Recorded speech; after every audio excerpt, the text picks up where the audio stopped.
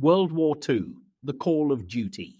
Chapter 7, The Blitz, the Bismarck and Barbarossa, April to June 1941.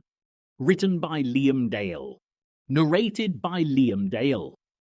There's no doubt that 1941 was a crucial year, full of developments in World War II for Adolf Hitler and all those who opposed him. With France now controlled by the Germans, Britain had been left to fight on alone, taking the full brunt of the Nazi attack. Despite all expectations, however, they had been able to weather the storm, and by April, Germany had changed tactics, resorting to the bombing of British seaports rather than targeting the nation's towns and cities in an effort to dominate at sea after losing the Battle of Britain back in 1940.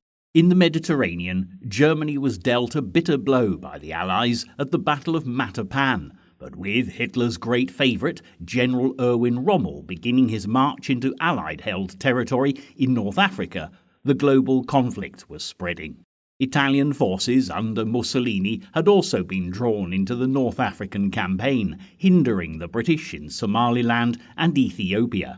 For Britain's Prime Minister, Winston Churchill, who had already proved himself to be a worthy opponent for Adolf Hitler, securing support from America was vital, and although President Roosevelt had done all that he could, the people of the USA were still staunchly against entering the war to fight for the Allies. Even so, Adolf Hitler knew that he had a huge battle on his hands with Churchill on the other side of the English Channel. But as if that wasn't enough, the German Fuhrer was ready to look east towards Russia, the nation he had signed a non-aggression pact with before storming into Poland in 1939.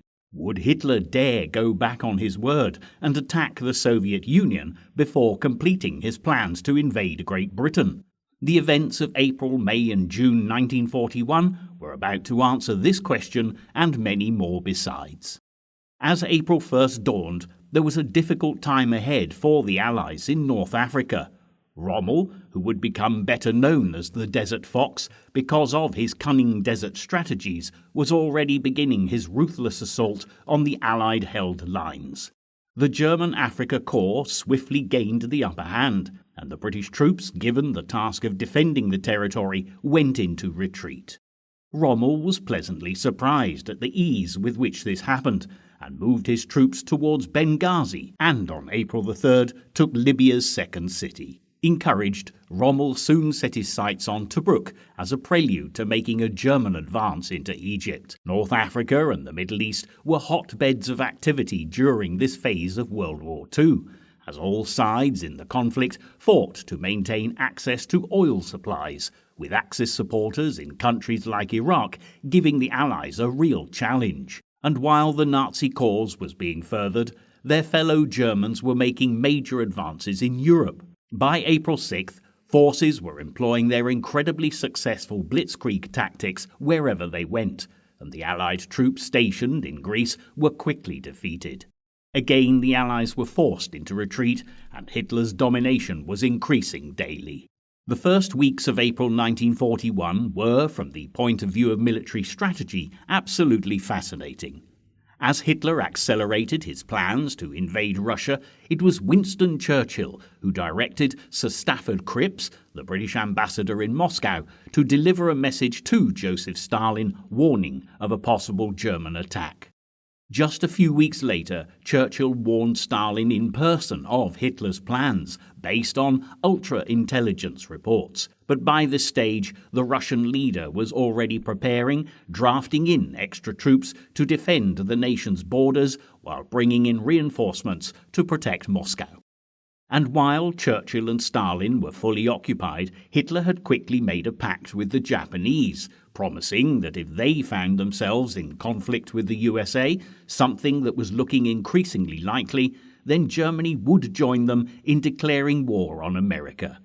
The Soviets signed a similar treaty with Yugoslavia in case of a German attack, while, to complicate matters even further, Japan and the Soviet Union signed a 5-year non-aggression pact. With so much tactical manoeuvring going on and switching of allegiances, it was difficult for anyone to predict what was going to happen next.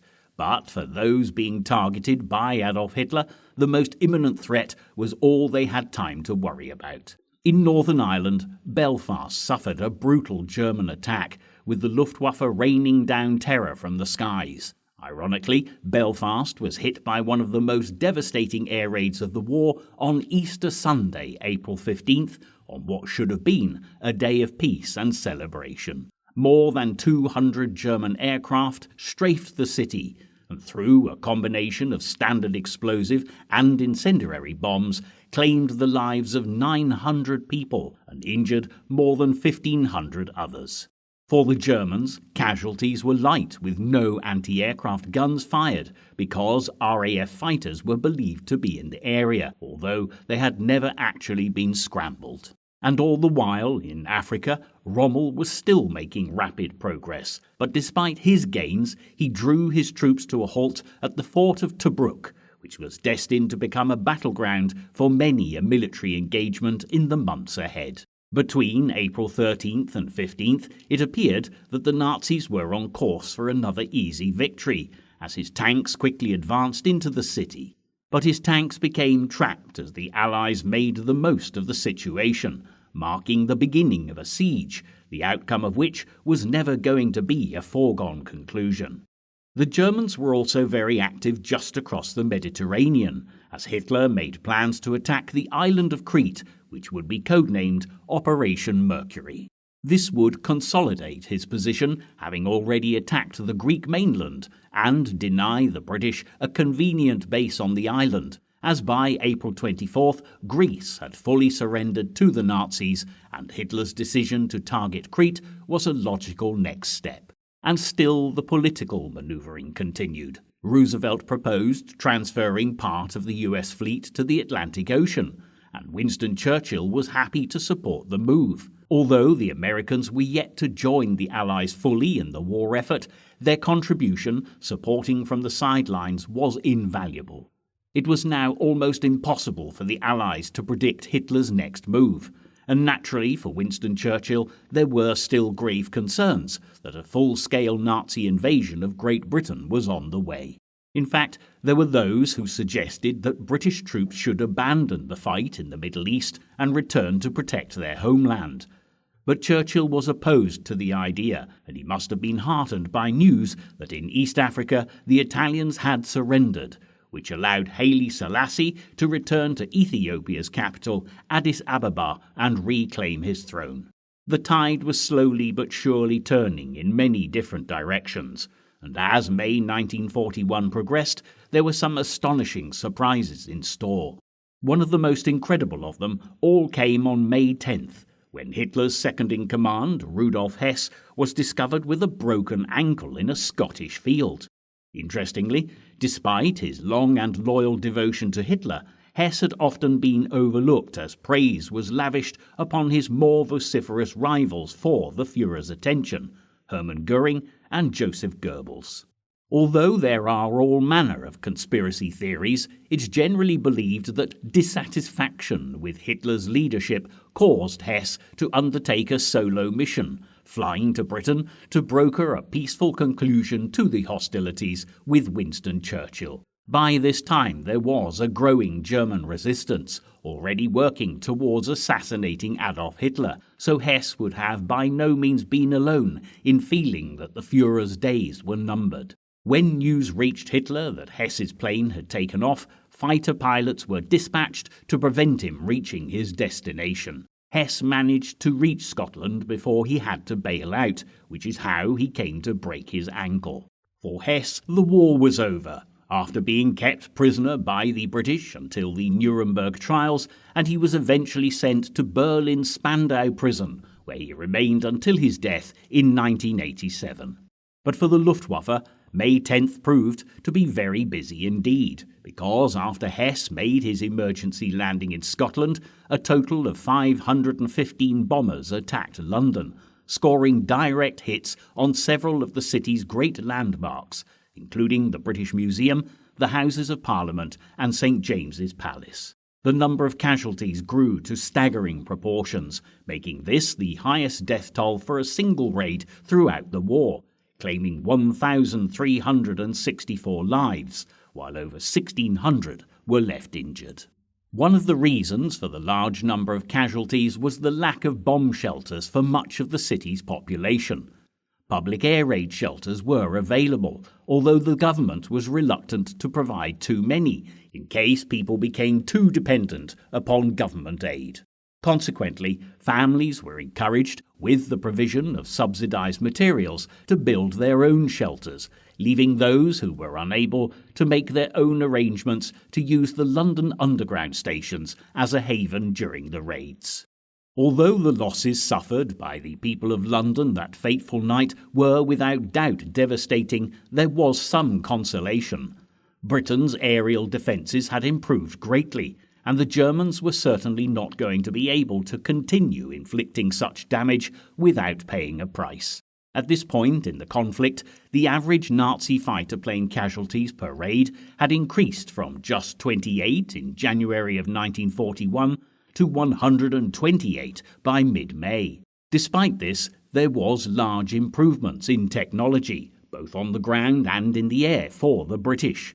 Radar allowed ground crews to be ready well before the raids began, and with airborne radar fitted to some British aircraft, RAF pilots were able to successfully engage the enemy, especially at night when visibility was severely reduced. Unlike Belfast, London also had a large contingent of anti-aircraft batteries, which allowed for a steady rate of fire against the Luftwaffe, and this certainly made a huge contribution to reducing the German Air Force's effectiveness. Hitler's aerial attacks against his enemies, using a blanket of firebombs to cripple industry and destroy housing as he broke the spirit of the people, had brought him great success.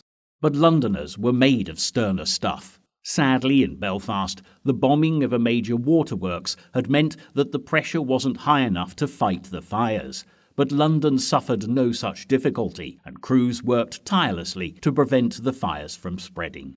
As many of those from the emergency services were now fighting for their country, volunteers took their places, and members of the Home Guard really played a crucial part in stopping London from burning. And there was a great deal of work to be done. So, as well as firefighters and first aiders, these brave volunteers also took on tasks like running for the Blitz scouts, who were responsible for guiding fire engines and ambulances through the worst of the flames and the rubble to get to the injured. After this raid on London, a further wave of Luftwaffe bombers hit Birmingham just 6 days later, and thankfully did much less damage. Throughout the Blitz, British cities and their people had suffered some of the most destructive attacks of any conflict to date. However, they were not the only nation to be attacked in this manner during World War II, and as the war shifted more in the Allies' favour, British and American bombers would target German cities with equally appalling consequences. Aerial bombardment was one of the more devastating acts of war used throughout the conflict between the Allies and the Axis powers. While the tactical bombing of troops had been the main aim of air forces before the Second World War, these more strategic terror raids were fast becoming the order of the day. Focusing on destroying industry and crippling the economy of a country was a major consideration, while terrifying civilians and breaking their spirit was another major aim. For the British, keeping morale high, whatever the German bombers threw their way, was of vital importance, and Winston Churchill was without doubt a master at lifting the mood of the nation. Wherever he went, visiting bombed-out cities, the people came out to cheer him, and Churchill was able to make even those who had lost everything feel that their sacrifices had not been in vain. Taking a closer look at what happened in Plymouth demonstrates just how deadly and effective Hitler's air raid tactics were. During the relentless raids on the city, even air raid shelters were no guarantee of safety, and when a communal shelter took a direct hit, 72 people were killed as entire families were wiped out. Not surprisingly, by the beginning of May, plans were put in place to evacuate the city's children, and they were sent off to the relative safety of North Cornwall on May the 3rd, the day after Churchill's visit. The good folk of Plymouth had borne the fearsome brunt of a sustained Luftwaffe attack, but, like the rest of the great British public, they refused to be intimidated.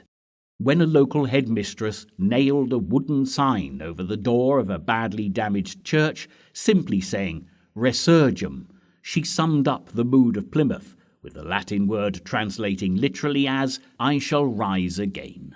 And as Churchill made his way through the rubble of Plymouth, his resolve to stand firm against Hitler must have been strengthened as he encouraged the survivors, assuring them that Plymouth, like the entire nation, would indeed rise again. But with British cities like London, Belfast and Plymouth, to mention but a few, suffering such heavy bombardments, a counterattack against the Germans was inevitable. Throughout April and early May, Hamburg and Berlin were both hit repeatedly by RAF bombers, although they could not inflict the kind of damage the Luftwaffe had on British cities. Nevertheless, just as Hitler had tried to break the British spirit through the Blitz, the RAF certainly dented German morale, even though the bombing raids did relatively little damage. From the British perspective, when the Chief of Air Staff, Sir Charles Portal, declared that if you could get 4 million people out of their beds and into shelters, it was worth it, he summed up the aim of the mission, considering the limited resources available to the RAF at that time. Being able to bomb cities as far away as Berlin was, in point of fact, a new concept for the RAF, because up until this point in history, their planes simply didn't have that kind of range without needing to refuel.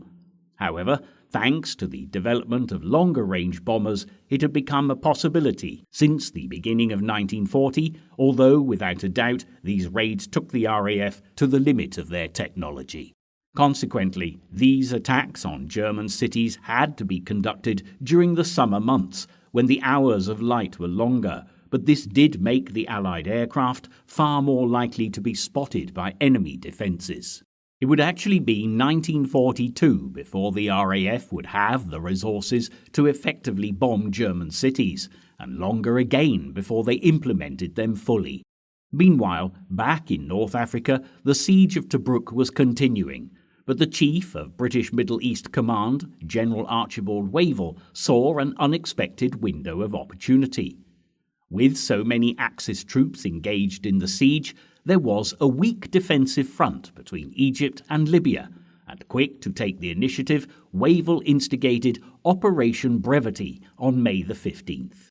The main objective would be to acquire this territory, pushing Rommel and the Germans back from the Egyptian-Libyan border, and then launch an offensive on Tobruk. The first part of the offensive involved taking the Italian-controlled Halfaya Pass, which was an important strategic location for both Allied and Axis forces. On the morning of the 15th, despite stiff Italian opposition, the Allies took the strategically vital pass and, throwing Axis commanders into a state of confusion, gained the upper hand. However, as the Allies made progress, the Germans were swift in pouring reinforcements into the battle zone without losing their stranglehold on Tobruk. The engagements were hard fought in difficult conditions, and the Allied casualty numbers started to rise dramatically. With Rommel having been so successful in the preceding months, Allied reinforcements would be very hard to come by, and rather than sustain further losses, Operation Brevity was closed down. Retreating to the Halfaya Pass, the Allies did all they could to hold this strategic position, but for Rommel, Operation Brevity had actually alerted him to how important this pass was. It gave whoever held it a safe supply route through the region, and the Allies were not able to hold it for long, as the Germans launched Operation Scorpion to take it back on May 27th, in effect reversing all the territorial gains that had been made as a result of Operation Brevity. While conquering Africa had always been a very large part of the Nazi master plan, Hitler had always known that neutralizing the threat posed by the British Navy was of equal importance. The main purpose of the Battle of Britain back in 1940 had been to destroy the RAF fighter planes to prevent them coming to the aid of British battleships when Germany was ready for a full-scale invasion. In fact, Hitler had started building warships to match those of the British Navy back in the early 1930s, and when the pride of the German Navy, the Bismarck, was dispatched on May 19, 1941, it was the ship's first operational sortie. The Bismarck's mission had been to intercept and destroy Allied convoys in transit between North America and Great Britain. With the German U-boats' presence as well, Allied shipping ran terrible risks, particularly as British intelligence were unable to track the positions of the enemy. However, on May 9th there was a glimmer of hope, because when Allied forces boarded a captured German U-boat, they were able to recover an Enigma cipher machine and the German codebooks. Once in the hands of British intelligence, with the code breakers at Bletchley Park in the heart of the English countryside, the Allies' prospects out in the Atlantic improved dramatically, as coded German radio transmissions were deciphered, giving British and American ships some warning of where the enemy lay in wait for them. As the Bismarck, along with the Prinz Eugen, a German heavy cruiser, attempted to break out into the Atlantic, they were spotted by the British Royal Navy, and the Battle of Denmark Strait began. The major casualty of the engagement was the flagship of the British Home Fleet, HMS Hood, and when news reached Churchill in London, he angrily demanded that the German ship responsible, the Bismarck, be hunted down and sunk. 2 days later, as the Bismarck headed for safety, aircraft from HMS Ark Royal attacked the enemy ship, and the damaged craft became an easy target. On May 27th, she was finally sunk, and at last the people of Britain, still reeling from the effects of the Blitz, had something to celebrate. The capture of the German Enigma machine and the subsequent breaking of the latest enemy codes certainly proved to be of great benefit to Allied shipping, but the implications were actually far more widespread. When Adolf Hitler's plans for Operation Mercury, the invasion of Crete, were put into action, because of Ultra, the deciphered Enigma coding, the Allies were already aware that an attack was imminent. With the help of the island's civilian population, the Allies fought fiercely to resist the German airborne invasion, and they inflicted heavy losses on the Nazi paratroopers. In fact, by the end of the first day, May 20th, it appeared as if the Allies had the upper hand. But the battle was far from over, and due to miscommunication, the Germans managed to take Malem airfield to the west of the island, which meant reinforcements could be flown in, overwhelming the Allies. After 10 days, the Germans were victorious, and General Wavell had no choice but to authorize the Allied evacuation of Crete, leaving the island under Nazi control. However, although Hitler decided that there would be no more large-scale airborne operations due to the heavy German losses at the outset of the Battle of Crete, the Allies were very impressed and started to look at using paratroopers in the future, building their own airborne divisions. While all eyes were focused on the war in Europe, the tension was also building in the Far East. When war was declared in 1939, the Japanese had already been at war with China since 1937, in the Second Sino-Japanese War, and there were far-reaching consequences. Wherever the Imperial Japanese Army instigated conflict, military personnel and civilians alike faced the most brutal regime. Just months before World War II began, America had imposed sanctions on Japan after their terror bombing of the Chinese city of Chongqing in May 1939, when more than 5,000 civilians were killed in just 2 days. An embargo was put upon the export of airplane engine parts to Japan from America, and as time went on and the Japanese showed no sign of halting their relentless quest to dominate the Far East, further sanctions were destined to follow.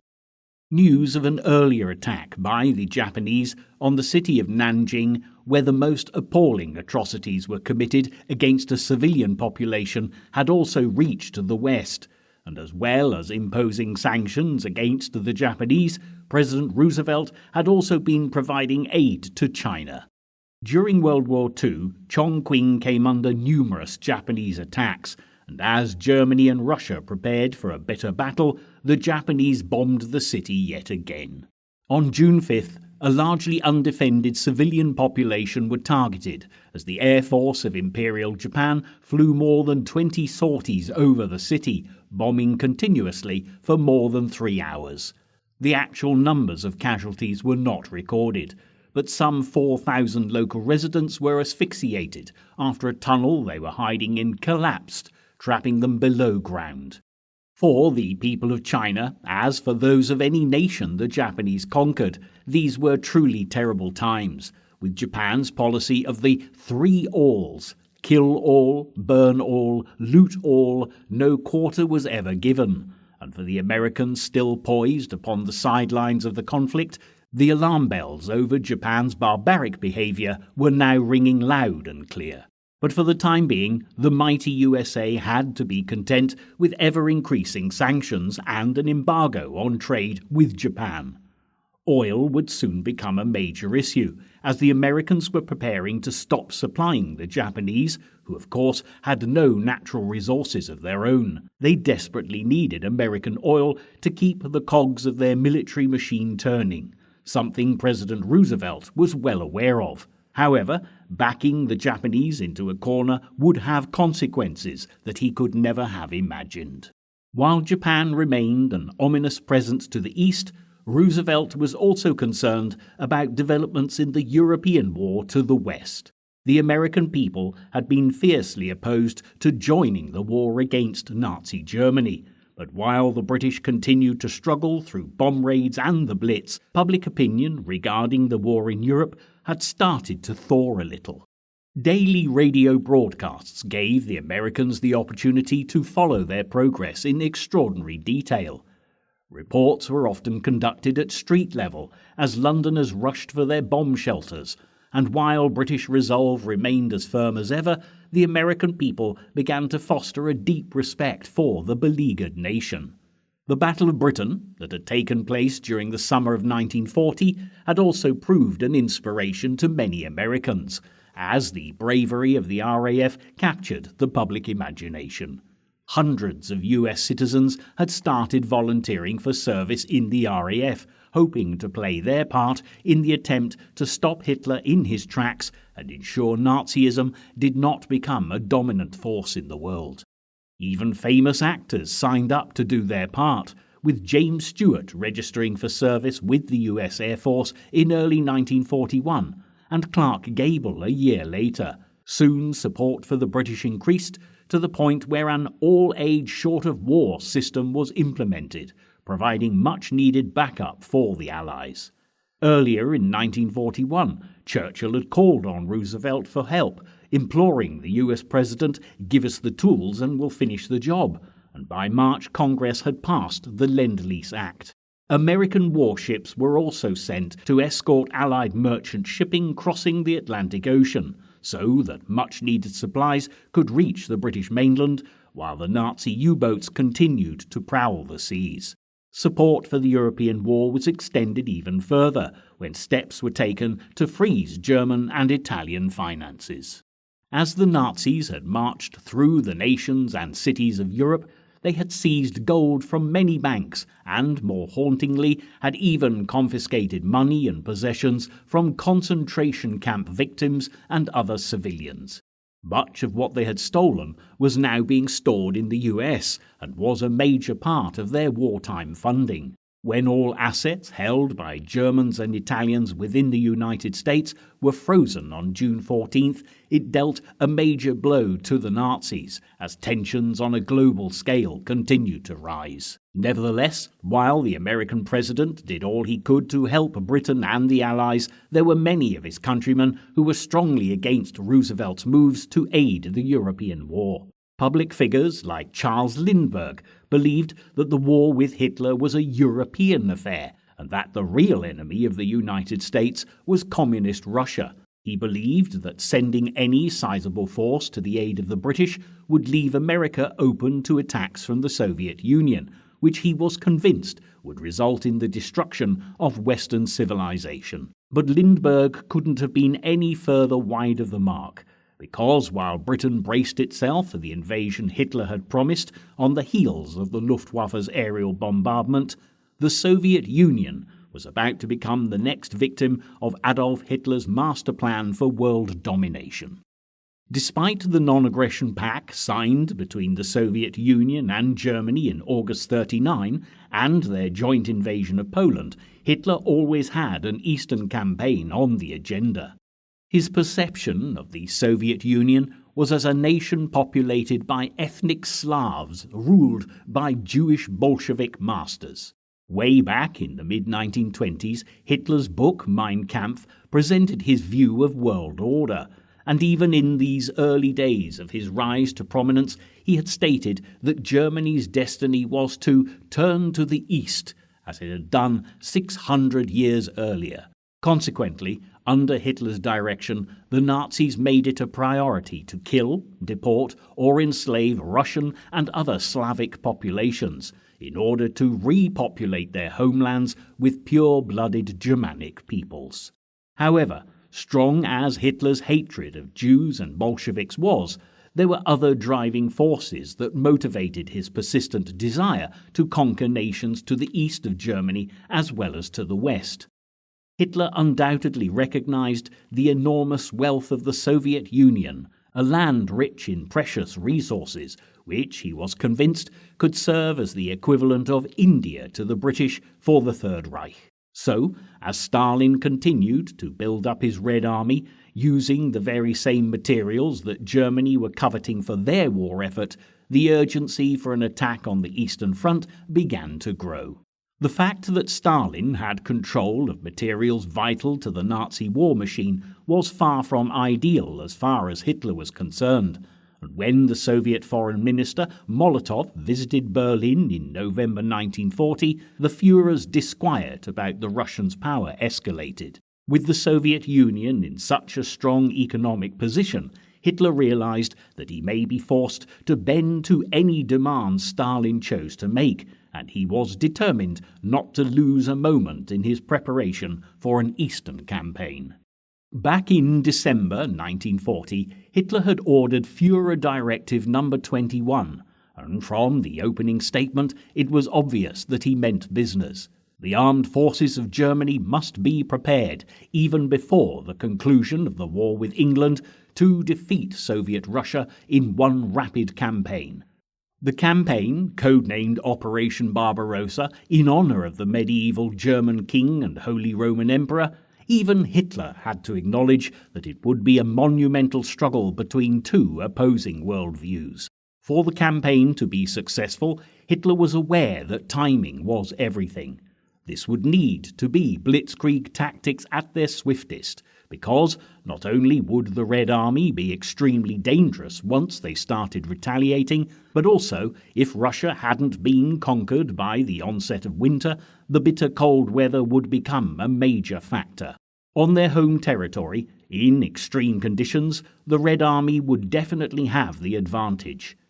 German reconnaissance planes were rapidly deployed to survey the vast Soviet territory in order to gather intelligence, and as the Nazi generals were busy formulating battle plans, Hitler's troops were beginning to build up in Poland. As mentioned earlier, the British Prime Minister had attempted by various means to warn Stalin of the impending attack, but just as Churchill didn't trust Stalin, the Russian leader felt exactly the same way about his British counterpart. Also, of course, Stalin was well aware of Germany's dependence on Russian resources, and as a consequence did not believe it possible that Hitler would take such a rash course of action. And all the while, he and his generals had agreed upon a strategy for the daring advance. 3 separate army groups would attack along what were old historical invasion routes, as the Germans were not the first to have had ambitions to conquer Russia. The Emperor Napoleon had attempted just such an invasion back in 1812, and although he'd reached Moscow, in the end the strength of the Russians, combined with the bitter winter weather, had resulted in a humiliating defeat. Yet Hitler believed he could triumph where Napoleon had failed. The Germans' Army Group North was assigned to march through the Baltic states of Estonia, Latvia and Lithuania and progress into northern Russia with the aim of either taking or destroying the city of Leningrad. Hitler's Army Group Center would be given the task of advancing to Smolensk and then Moscow, marching through the region that today is known as Belarus. In the meantime, Army Group South was to strike the heavily populated and agricultural heartland of the Ukraine, taking Kiev before continuing to the east all the way to the River Volga and the oil-rich region of the Caucasus. And all the while, as May 1941 progressed to its conclusion, it was evident that bombing Great Britain into submission with the Blitz was not working. A German occupation of the island nation was, for the time being at least, unlikely, and Adolf Hitler looked for alternative ways of bringing Winston Churchill and the people of Great Britain into line. As bizarre as it may now sound, Hitler's plans to attack Russia were finalized with him believing that if Germany demonstrated its might by defeating Stalin's Red Army, the British would be intimidated into capitulating peacefully to any demands the Fuhrer might make. However, in effect, attacking Russia was destined to actually allow Britain some respite, as resources were redirected eastwards. Despite Stalin's determined belief that Hitler was not going to attack the Soviet Union, the evidence was far suggesting that the Russian leader was being naive. As his commanders, including the extremely competent Marshal Zhukov, urged him to act, Stalin eventually bowed to their requests for reinforcements and began moving divisions of the Red Army in preparation. Also, towards the end of May, Stalin called up 800,000 reserve forces, but he still persisted in his belief that Hitler would not attack. This was all to the Germans' advantage through the early weeks of June 1941, and even when the German ambassador to Moscow informed the head of Soviet international affairs that Hitler intended to go to war with Russia on June 22nd, Stalin dismissed the report as disinformation. Just days later, Hitler issued further directives, preparing for an attack on the Soviets. The German armaments industry was to focus on the Navy and Air Force in the Mediterranean and Western Asia, where Nazi troops were to continue fighting in Egypt and Turkey, while plans were put in place to capture Gibraltar.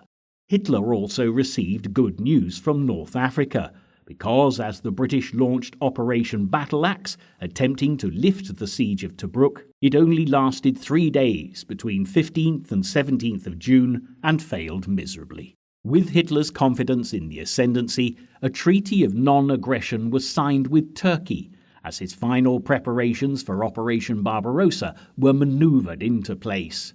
However, it wasn't only in the European theatre of war that the pressure was mounting. Roosevelt and the American government had by this time suspended petroleum exports to Japan from East Coast and Gulf ports, an action that would leave the Japanese military machine in a precarious position, with no viable fuel supply to fall back upon. But the consequences of America's sanctions were still months away, and Stalin and the Russians were about to get the shock of their lives. In the early hours of Sunday, June 22nd, just as the Russians had been previously told, Operation Barbarossa began with the bombing of major Soviet cities by the Luftwaffe. On the ground, some 3 million German troops went into action, with the element of surprise very definitely on their side. When news of the invasion reached Stalin, he evidently found it very hard to believe what was happening, despite the 90 separate warnings he'd been given of Hitler's intentions since July 1940. In fact, when Marshal Zhukov telephoned to speak to Stalin directly, the Russian leader was, by all accounts, completely silent. Zhukov asked, "Did you understand what I said, Comrade Stalin?" And when it was evident that he did not, Zhukov had to repeat the information all over again. Consolidating their position, the Luftwaffe also worked extensive reconnaissance, monitoring the Soviet response, and having destroyed almost 4,000 Russian aircraft in the first 3 days, were able to support German troops moving at devastating speed on the ground. The Soviet Defense Minister, Marshal Timoshenko, was swift to call for men, horses and vehicles to be supplied for the war effort, as well as directing what was left of the Soviet Air Force to target German aircraft. It's interesting to note that Winston Churchill responded with an evening radio broadcast on the day of the invasion, offering help to the Russians fighting for their homeland. However, in the days that followed, the American response was perhaps less sympathetic, if the thoughts of the future US President Harry S. Truman were anything to go by, when he remarked that it was a very good thing for Germany and Russia to be at war, and that he sincerely hoped they would finish each other off. As the military implications of Germany's attack on Russia were played out across the wide expanses of the Soviet Union, the political minefield suddenly became just as treacherous. There was no doubt that Hitler had awoken a sleeping giant, although it would be some months before the Germans would fully realize the enormity of the task that they'd been charged with.